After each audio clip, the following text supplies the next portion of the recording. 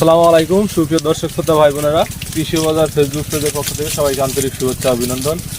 দর্শক বন্ধুরা, আমরা সারা দেশে যে তাপদাহ দেখছি, তাপদাহের কারণে কিন্তু সারা দেশের জনজীবন খুব দুষ্কর হয়ে পড়েছে। তারপরে যে আমাদের যে গাছপালাগুলো রয়েছে তার ভিতরে ড্রাগনের চরম ক্ষতির সম্মুখীন হয়েছে। ড্রাগন চরম ক্ষতির সম্মুখীন হয়ে রয়েছে। তার ভিতরে আমরা চেষ্টা করছি বিন্দুমাত্র যে কৃত্রিম বৃষ্টির, আপনারা দেখছেন যে আমরা মোটরের নল দিয়ে মোটরের পানির ব্যবস্থা করছি, যেটা কৃত্রিম বৃষ্টির কাজ করবে বলে মনে করি। গাছে কিন্তু এখন প্রচুর পরিমাণ ফুল এবং কিছু ফল রয়েছে। এই ফলগুলো এবং ফুলগুলোকে রক্ষা করার স্বার্থে বিন্দুমাত্র চেষ্টা করছি যে এই ফুলগুলোকে টিকিয়ে রাখা যায় কিনা। অর্থাৎ দুপুরের যে তাপদাহ দেখছি তার ভিতরে কিন্তু গাছগুলো একদম হলদে হয়ে নেতিয়ে গিয়েছে এবং গাছের খুব দ্রুত হয়তো পচনের লক্ষণও দেখা দিয়েছে বিভিন্ন গাছে। তো এইগুলো থেকে রক্ষার সামান্যতম চেষ্টা আর কি, যে আমরা এই যে বৃষ্টির মতন পানি উপর থেকে ছিটিয়ে দিচ্ছি।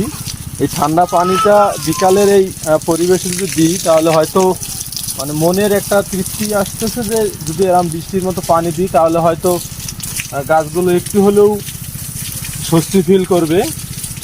সেই লক্ষ্যকে সামনে রেখে আমরা চেষ্টা করছি যে বৃষ্টির মতো উপর থেকে ঠান্ডা পানি স্প্রে করার জন্য।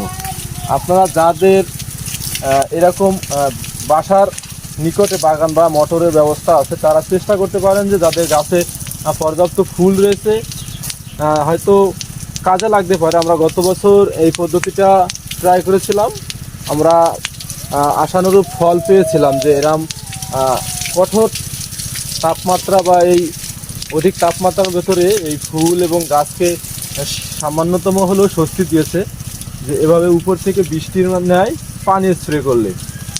আপনাদের যারা নিকটে বাসার নিকটে ড্রাগন বাগান আছে বা মোটরের পানির ব্যবস্থা আছে তারা এই পদ্ধতিটা ব্যবহার করতে পারেন। আমরা চেষ্টা করছি এবং গত বছর এটা চেষ্টা করা হয়েছিল। আমাদের বিভিন্ন শ্রেণীর মানুষ এভাবে উপর থেকে পানি দিয়েছে, যে পানি দেওয়ার পরে গাছের ফুল ঝরে যাওয়া রোধ করেছে কিছুটা হলেও এবং গাছ স্বস্তি ফিল করেছে। অর্থাৎ আমরা প্রধান যে ব্যাপারগুলো বলবো সেটা হচ্ছে যে গাছের স্বস্তি এবং গাছে যদি ফুল থেকে থাকে সেগুলোকে ঝরা রোধ করার একটা মাধ্যম হতে পারে যে ওই উপর থেকে কৃত্রিম বৃষ্টি বা উপর থেকে ঠান্ডা পানি স্প্রে করা। দর্শক বন্ধুরা, যারা ভিডিওটি দেখছিলেন অবশ্যই শেয়ার করে দিবেন। এই তাপদাহ থেকে বৃক্ষকে রক্ষা করার জন্য আমাদের এই পদ্ধতি ব্যবহার করতে পারেন। সর্বশেষ আরেকটি